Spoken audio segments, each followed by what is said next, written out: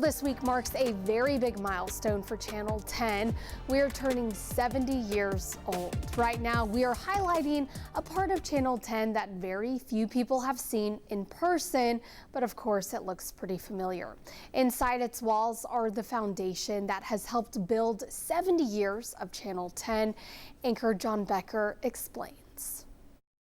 Of all the rooms inside the Channel 10 building, this one has seen it all. If you're not a regular Kaz Walker customer, don't come anyhow. Variety shows, commercials, telethons, and newscasts. They just carried a lot of their old radio stars, and mark my words, they were stars back then. You got on the radio, you were somebody special. So they just brought people like Rex Rady and Doc Johnston, Ellie Moore, all their radio stars over to the television end of things. Long before television, WBIR was a radio station.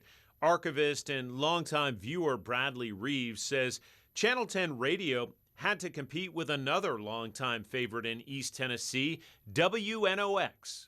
They went ahead and built a new studio, state-of-the-art television studio, and really, they just figured this was going to happen.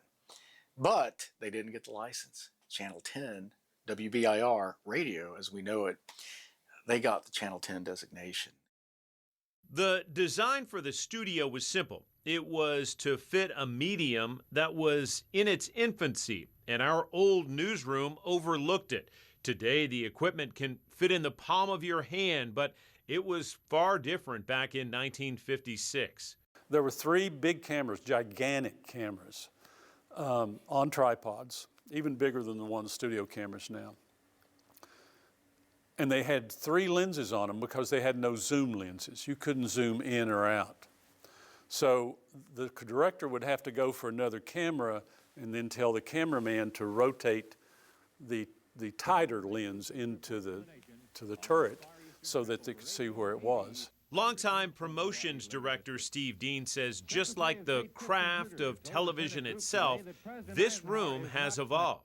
TV was still learning how to do TV. You know, there was a lot of things that they didn't know how to do, and the lighting looked harsh in what you see, and initially they had a lot of radio people on TV, and those aren't necessarily the same people. It's the Tom Joyner Morning Show. For former WBIR employee Bill Kincaid, a walk through the studio is a step back in time.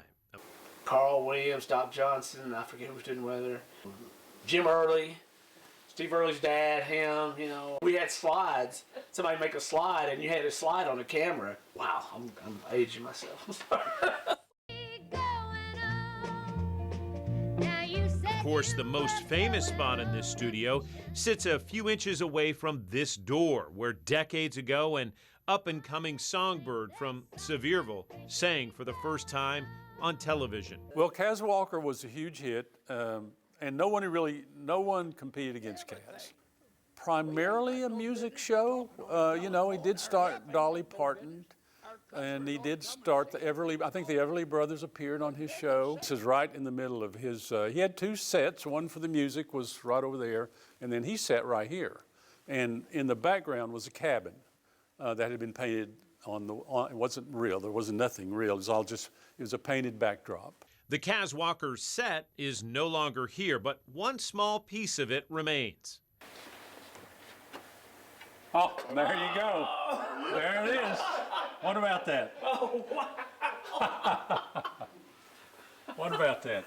Today, this studio is mostly quiet, except for a weather forecast or an interview, but when those who know it come back and see it, the floodgate of memories opens, and it's transformed back to its heyday. That's the color of it. Yeah. Yep, absolutely. Yep. Wow, how interesting is that? That was John Becker reporting. Today we call it our small studio. The studio where I'm standing in right now, though, is called Studio D in honor of our former chief engineer Gary Davis and the late Doyle Dixon, who was our chief carpenter. Coming up tomorrow, we are looking back at some of the familiar names and faces that worked here at Channel 10 in those early days of television.